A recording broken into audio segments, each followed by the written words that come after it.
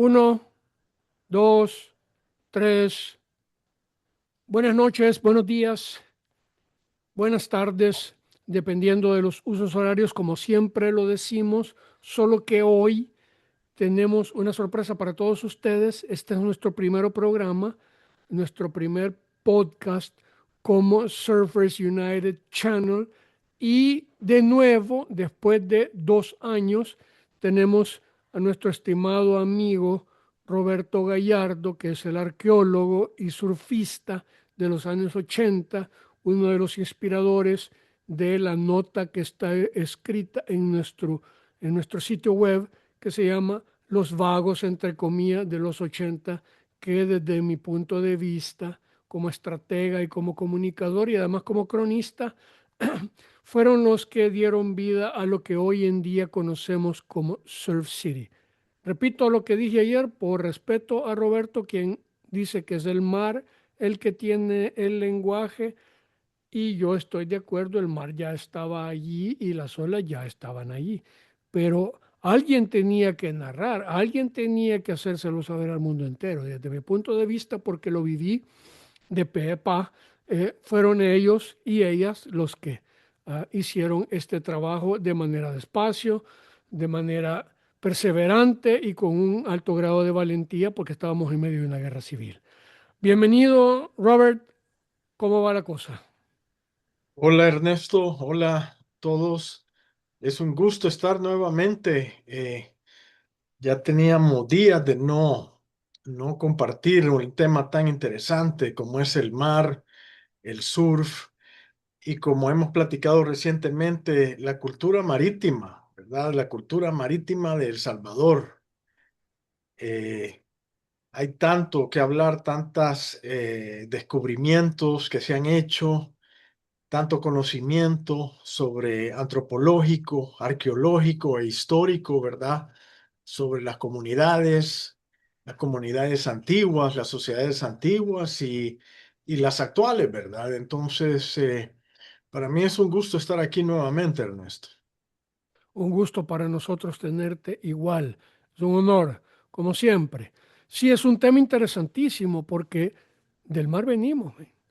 No lo digo yo, lo dice la ciencia, ¿verdad? Sea que lo veamos desde el punto de vista espiritual o desde el punto de vista, digamos, biológico, no creo que se contradiga porque dice la Biblia que el Señor creó el mundo en 7 días, pero no explica cómo, me explico.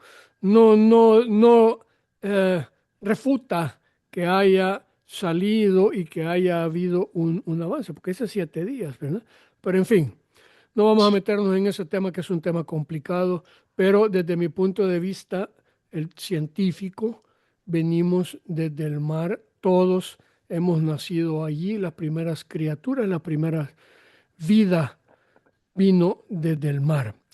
Queremos, como siempre, pedirles a todos ustedes que si pueden nos perdón por mi estimado amigo, mi perro.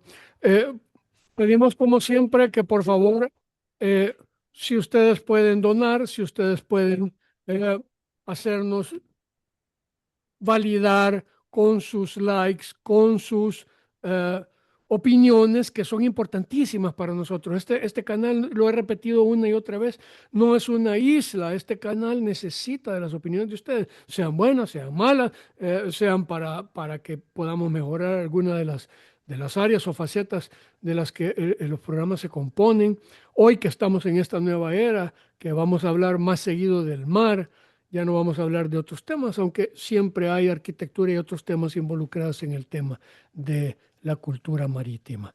Les damos la bienvenida nuevamente y comenzamos. Robert, descríbenos por favor en términos sencillos, científicos, a qué se refiere la cultura marítima y qué abarca. Bueno, bueno, Ernesto, como bien mencionas, el mar ha sido clave, ha sido un elemento vital para todas las sociedades, para la evolución humana, ¿verdad? Aún para las sociedades que no son costeras, siempre el mar ha tenido influencia desde el principio de los tiempos, tanto así que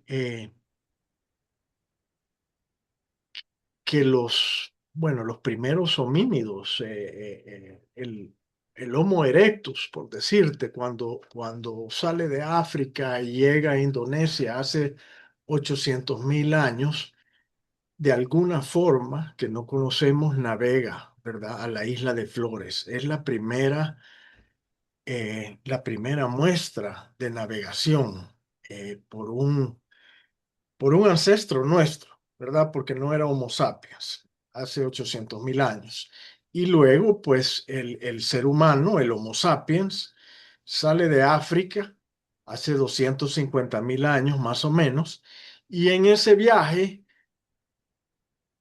tiene que hacer travesías marítimas. Por ejemplo, el Homo sapiens al salir de África empieza a poblar el Medio Oriente, se va hacia Asia y luego llega a Australia, ¿verdad? En esos tiempos los niveles del mar eran más bajos, pero sabemos que hace 50.000 años, de alguna forma, los seres humanos, el Homo sapiens, llega al continente australiano, atraviesa un estrecho y llega ahí, ¿verdad? Desafortunadamente no tenemos idea de la tecnología naval que tenía. Pero para llegar a ese lugar tuvo que haber atravesado parte del mar. Entonces, esta es una breve reseña del inicio de lo que nosotros llegamos a llamar una cultura marítima, que es básicamente todo lo que está relacionado, todo lo que relaciona al ser humano con el mar, ¿verdad? Y esa cultura marítima, esa navegación inicia tan temprano como 800.000 años y continúa hasta nuestra época, ¿verdad?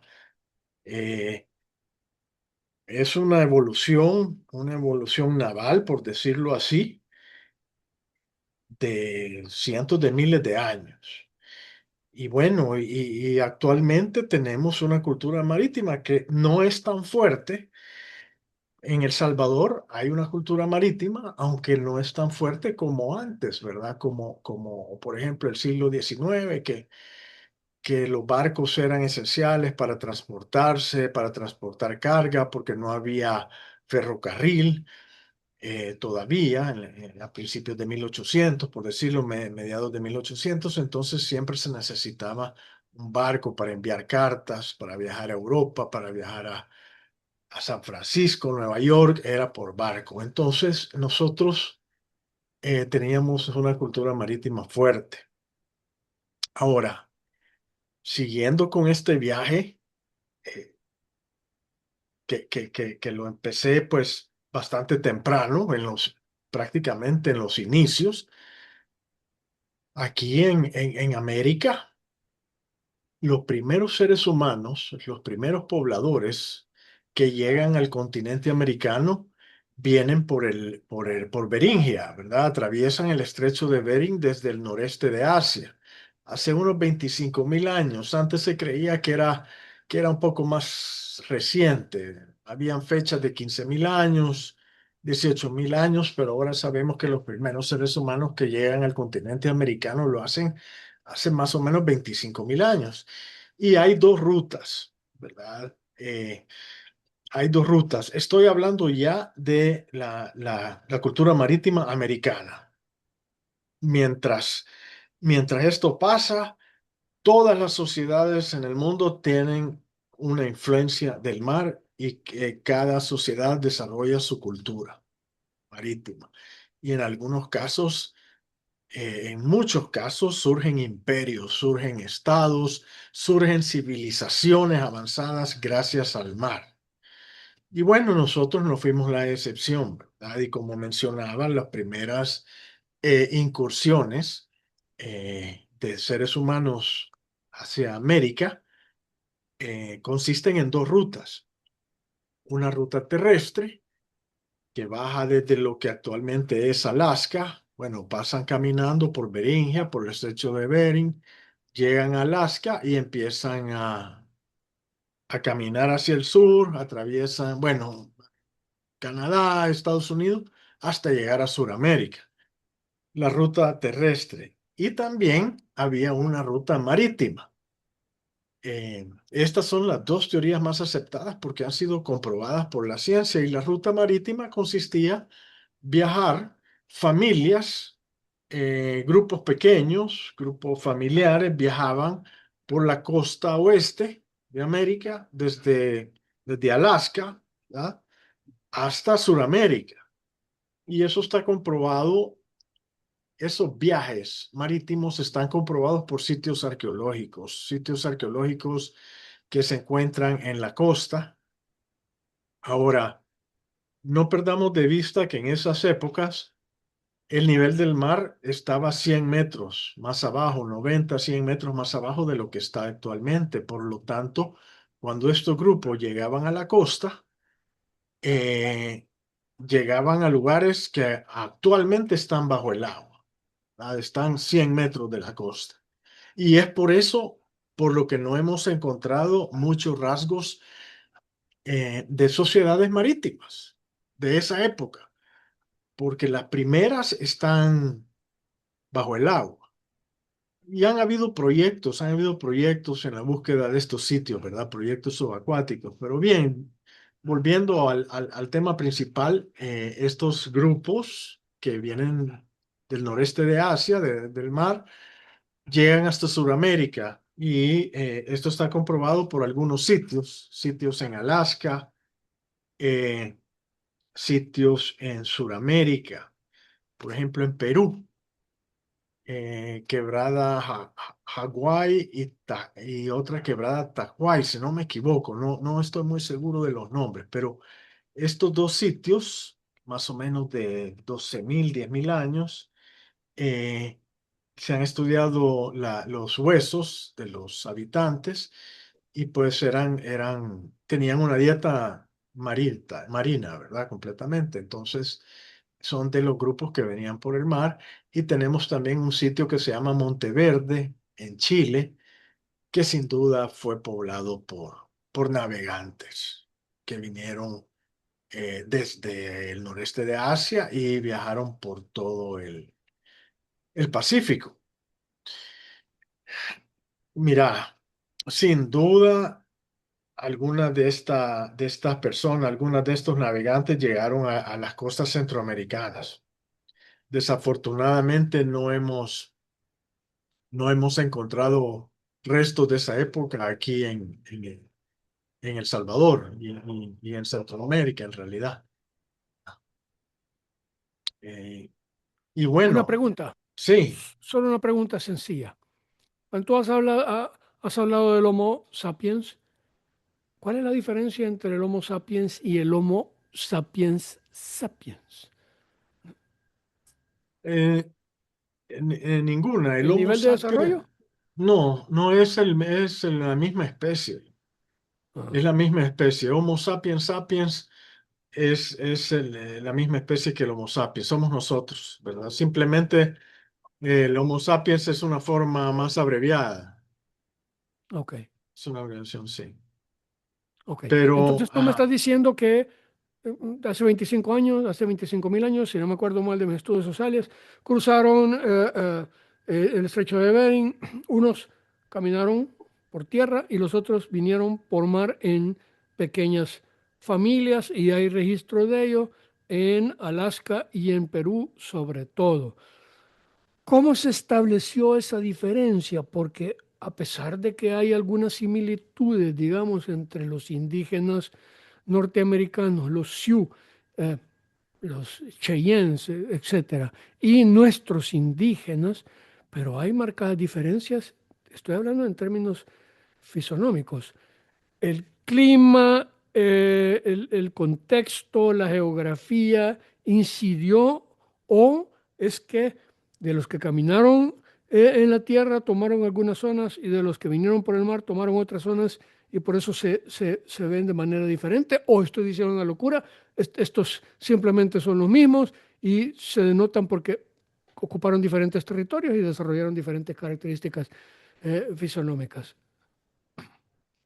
Sí, hay ciertos factores que cambian las características biológicas de los seres humanos, ¿verdad? Hay ciertos factores biológicos, como por ejemplo la alimentación, el clima hasta cierto punto, aunque en un periodo de tiempo tan poco, no hay cambios evolutivos en la biología humana. Sin embargo, factores como la dieta, como las actividades diarias, como algunas costumbres, eso sí generan cambios en la biología de los seres humanos. Sin embargo, Ernesto, si vos analizas bien las diferencias biológicas de los nativos americanos con los asiáticos, con la gente del noreste de Asia, son muy pocas. O sea, Sí. si vos ves los nativos americanos, eh, son similares. Suramérica, Centroamérica y Norteamérica, ¿verdad? Todos son, todos. Y hay rasgos, hay factores científicos que los hacen similares. Por ejemplo, el ADN. Hay características en el ADN de los nativos americanos comunes con la gente del noreste de Asia, ¿verdad? Hay, por ejemplo, características físicas como en los dientes, en los incisos principalmente. Hay un paleamiento en la parte anterior de los incisos que solo la tienen los nativos americanos, igual con la gente del noreste de Asia. Hay ciertas características, ¿verdad? Si nos vamos a la lingüística, todos los lenguajes nativos americanos provienen de Norteamérica, ¿verdad? De la gente que vino del noreste de Asia. O sea que esa es una teoría que, bueno, es un hecho. Y sí, volviendo a tu observación, eh, las características biológicas se mantienen, ¿verdad? Los rasgos físicos de los nativos con los primeros pobladores. Ajá. Claro. Una pregunta, otra pregunta. ¿Existe alguna razón que no sea política eh, por lo que en México y en Perú se generaron esas grandes culturas como fueron la maya, maya quiché, azteca e inca? Y por ejemplo, en los Estados Unidos no se generó una cultura tan potente como el azteca o como la inca, inclusive como la maya. Los mayas tenían medidos el universo, hasta donde tengo entendido. Desmentime si estoy diciendo una locura. Entiendo que ellos tenían medido la Vía Láctea, ¿verdad? Los astrónomos mayas tenían medidos la Vía Láctea y tenían unas matemáticas muy avanzadas. Inclusive, no soy experto en la materia, pero he escuchado que es difícil creer que ellos no conociesen el cero, ¿verdad? Eh, pero, pero, porque están diciendo que el cero se inventó en la India, no los mayas. Pero tú me dirás, ¿existe alguna razón que no sea política? eh, ¿Alguna razón cultural? Y si es así, ¿por qué? Bueno, fíjate que esa es una observación que la hace bastante gente. En Norteamérica, en Estados Unidos y en Canadá, pero principalmente en Estados Unidos, existieron civilizaciones bastante avanzadas. Hay sitios arqueológicos con, bueno, me refiero a avanzadas en el sentido tal vez de monumentalidad, de arquitectura monumental y de complejidad, porque eso de avanzadas suena, ese término generalmente no se aplica, ¿verdad? En estos casos, pero bueno, Ok, en Estados Unidos hay sitios arqueológicos con pirámides, principalmente montículos grandes donde habitó una población considerable, que una población organizada, una sociedad organizada, que tenían sus ejércitos, eh, tenían artistas y como te digo, habían montículos grandes, habían arquitectura monumental. Lo que pasa que esto es bastante antiguo y generalmente se presentan las culturas norteamericanas, los nativos norteamericanos se presentan como en realidad, como lo que fueron en esos tiempos que eran nómadas, ¿verdad? Eran cazadores recolectores. Por ejemplo, los apaches, los comanches, eh, los seminoles, por ejemplo, ellos tenían ya asentamientos en Florida, ya eran, pero había diferentes culturas, o sea, el Norteamérica es tan grande, tan extenso, que habían diferentes culturas. Y como sabemos, cada grupo humano se adapta al medio ambiente. Entonces, eso tiene mucho que ver con, con la forma de con organización. de organización social. Si la organización social y la arquitectura y su cosmovisión y todo tiene mucho que ver con el medio ambiente, porque es una adaptación al medio ambiente. ¿Cuál será la diferencia en términos de contexto geográfico? Pues sí, sí, sí, sí, depende del entorno, ¿cuál será la diferencia? Porque el territorio mexicano es un territorio inmenso también, no tan grande tal vez como el de Estados Unidos y el de Canadá, pero es inmenso. Y allí las culturas se gestan de manera diferente. Avanzado es un término que no se aplica porque la medida la impone Europa, pero estos no eran unas culturas, digamos, ah, voy a ocupar una palabra que tal vez no es científica, pero paralizadas. Estas eran culturas con una cosmovisión, una Weltanschauung, como dicen los alemanes, que es muy avanzada. Si bien es cierto, eran gente que hacía sacrificios humanos, pero ha habido otras culturas que igual han hecho sacrificios humanos, pero le han llamado de otra manera, ¿verdad? Guerras intestinas que perseveraron en Europa por centurias, ¿verdad? No le llaman sacrificio como lo hicieron los aztecas, pero al fin y al cabo es lo mismo, ¿verdad? Pero, ¿qué crees tú, tu opinión? Que por qué se generó, digamos, una cultura como la azteca y por qué se generó una cultura como la inca en dos territorios que si se forman, bueno, tal vez en el caso de los incas sí por la altura, ¿verdad? Pero ¿por qué los aztecas? ¿De dónde los aztecas?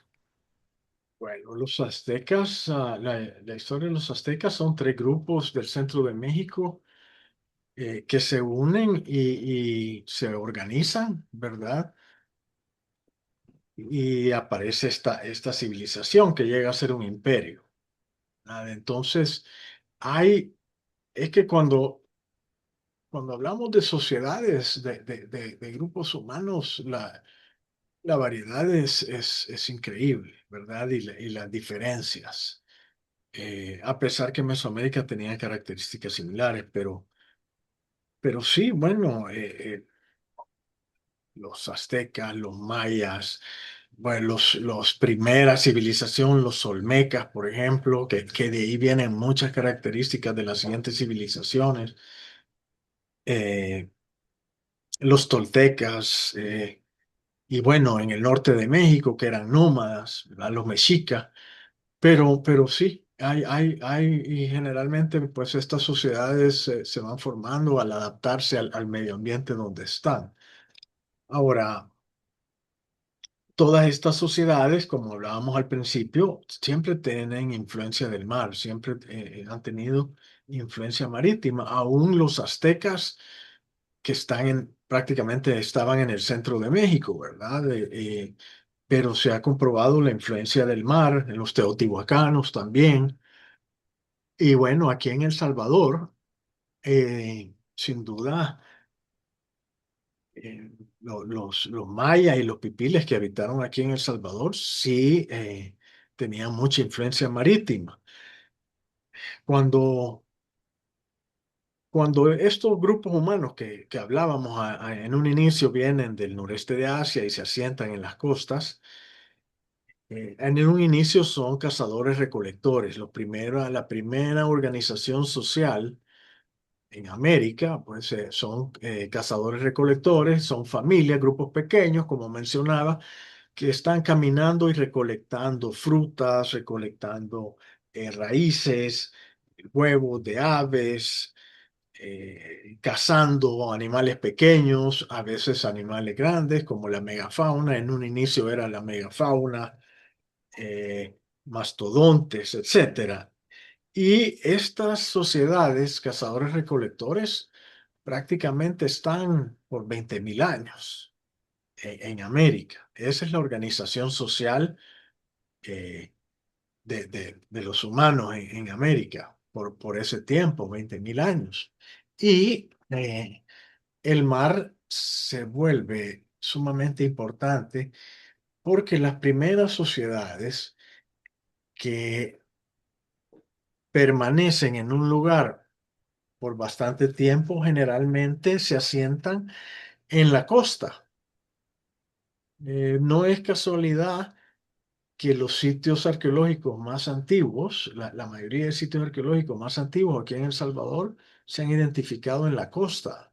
Por ejemplo, en el sitio arqueológico El Carmen, en Ahuachapán, allí se ha encontrado la cerámica más antigua, más o menos 1400 años antes de Cristo. Entonces, estos asentamientos se encuentran en el mar, una fuente de vida. En los esteros, donde hay recursos fáciles de conseguir, aparecen las primeras sociedades sedentarias. Siempre hay casos como Corinto y Morazán de sociedades muy antiguas, nomás, que están en las montañas. Pero la mayoría de sitios arqueológicos y la mayoría de sociedades complejas inician en la costa. Y eso sucede aquí en El Salvador. Eh, y es así como se desarrolla la cultura marítima, la cultura naval, prehispánica, aquí en las costas. Desafortunadamente no se ha estudiado mucho. No hemos encontrado canoas o remos y son muy pocas las representaciones en cerámica o en piedra, en lítica, de navegación marítima. Sin embargo, sí hemos identificado puertos prehispánicos aquí en El Salvador, ¿verdad? Eh, Qué maravilloso. ¿Y para, estos puertos prehispánicos, dónde están ubicados? bueno, de occidente a oriente, tenemos en la Barra de Santiago, hay un sitio que se llama El Cajete, que es una isla que está en el estero, que sin duda era un puerto pipil, por su ubicación y porque se han encontrado algunos elementos extranjeros, importados, lo cual nos indica que había navegación, probablemente con Guatemala. Entonces, bueno, está el Cajete en la Barra de Santiago. En Acajutla, hace un tiempo se investigó un sitio que se llama Atalaya, más antiguo que el Cajete. Este ya es antes de Cristo, 500 años antes de Cristo, si no me equivoco, en Atalaya. Y Atalaya está a la par del río Sensunapán. O sea que es muy probable que en este sitio ocupaban el río para salir al mar y navegaban. Ahora, el Pacífico es muy diferente a navegar el Caribe. Eh, Eso hay que tenerlo en cuenta. Sin embargo, estas sociedades navegaban por, por, por largas distancias. También tenemos Punta Chiquirín. En Punta Chiquirín, que es un sitio de hace 1500 años. Es un sitio del Clásico tardío que está justamente en una bahía en la costa. Se encontró cerámica procedente de Nicaragua. Entonces, eso nos indica que esta gente tenía navegación a través del Golfo de Fonseca. O sea que había, bueno, Azanyamba también, otro sitio en la Unión donde se han encontrado objetos de metal. Y el metal, la metalurgia, es una tecnología importada de Sudamérica, ¿verdad? De Panamá, de Colombia, y es muy probable que haya llegado esa tecnología por el mar. Así es que ahí básicamente es donde tenemos los primeros o los conocimientos más tempranos de la cultura marítima, de la navegación en el territorio actual salvadoreño. No existe porque tenemos ahorita 8 minutos antes de que se nos acabe el primer espacio de tiempo. Tú decides si continuamos o lo dejamos hasta aquí. Estamos ahorita en pañales, ¿verdad? Pero una pregunta, ¿existe alguna estructura o simplemente cuando tú decís era un puerto, ellos llegaban con las canoas a la playa, no había ninguna, absolutamente nada, simplemente desde ahí se conectaban a donde estuvieran? Estamos, si estamos hablando de familias pequeñas, estamos hablando de la horda o del clan, ¿verdad? Estamos en ese periodo, hordas, clan. No, ya para estos sitios que he mencionado, ya son sociedades complejas, ya son Ah, ok. sociedades, sí, Son ya, pueblos, ya, digamos, sí, son casi cascos, asentamientos, asentamientos, sí. caseríos, digámosle.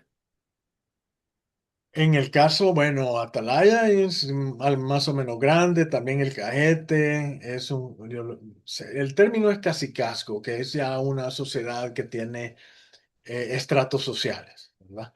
Pero sí, Estaríamos ahí hablando de es unos 1.000, 2.000, 3.000 habitantes. difícil decir, pero más que eso, pues Punta Chiquirín, por ejemplo, sí, no sé, 1000, 2000 habitantes, tal vez. Sí, ya Sí, era un pueblito, ¿verdad? Ya era un pueblito. Sí, ya da 2.000 sí, habitantes. y bueno, De aquellos entonces, ¿verdad? Estamos hablando de 10.000 y antes de Cristo. Perdón, estamos hablando de 10.000 o 1.000 años antes de Cristo. no, no, Punta Chiquirín es del clásico tardío, 1500, hace 1500 años, o sea, 500 después de Cristo. 600, exacto, Mm, 600, 500 después de Cristo, correcto. ok. Bueno, es interesante entonces que hablemos a partir de este momento.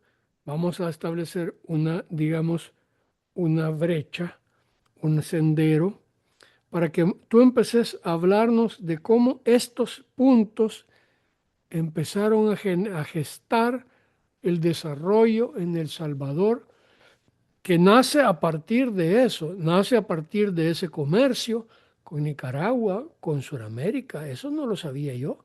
Yo no sabía que el metal venía de Sudamérica y que se traía a través de, de canoas. Me imagino que no solo que no eran canoitas tampoco, porque si bien es cierto, el Pacífico no es el Atlántico, pero hay tormentas también en el Pacífico. Una canoa te la da vuelta. Me refiero a si es una chalupita, ¿verdad?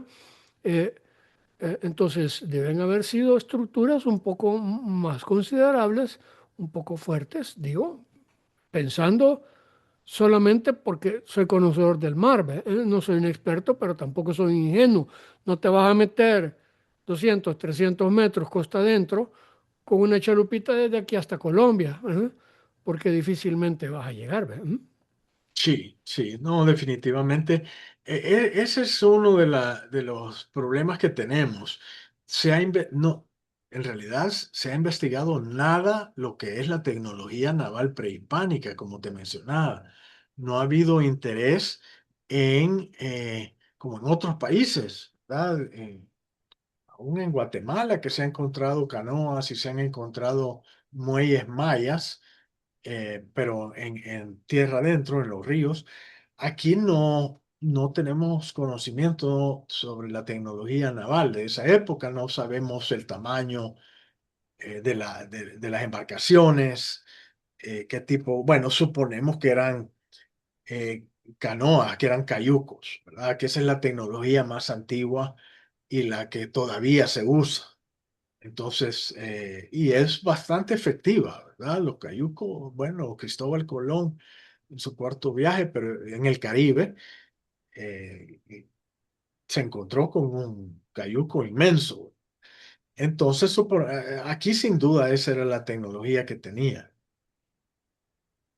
Bueno, de todas maneras, también que haya venido Cristóbal Colón en esos cascarones que vinieron, ya dice mucho, ¿eh? Ese tipo de Sí, tecnología naval que era lo más avanzado, pero visto desde el punto de vista del año 2026, eran unos cascarones y era un milagro que pudieran resistir las tormentas que tenían en el Atlántico. Vamos a cortar ahorita y yo te voy a mandar, como siempre, otro link para que podamos pasar a esta etapa, porque yo me imagino que si en Guatemala hay conocimiento de qué tipo de cayucos estamos hablando, los que hubiesen en El Salvador deben de haber tenido algún nivel de similitud, ¿verdad? sí, pues ahora, en Guatemala se ha encontrado muelles y alguna tecnología naval, pero como te mencionaba, en los ríos, en el Usumacinta, si no me equivoco, y en esa región. Tecnología naval prehispánica marítima, no, no sé. Pero bueno, aquí hay un campo bastante amplio y muy interesante. Solo en estos sitios que he mencionado, ahí tiene que haber algo que nos indique cómo era la tecnología, ¿verdad? De navegación que tenía. Ok, vamos a cortar ahorita y volvemos para evitar que el corte sea radical, porque se nos termina el tiempo. Y volvemos, tomamos agua y le esperamos el rendering, que se tarda unos 8 minutos lo más. Y después te mando de nuevo para que comencemos esta parte que explora ya las posibilidades reales, es decir, las situaciones reales que dieron vida a El Salvador a partir de esta interacción de los núcleos humanos con el mar. ¿Ok? Ok, perfecto.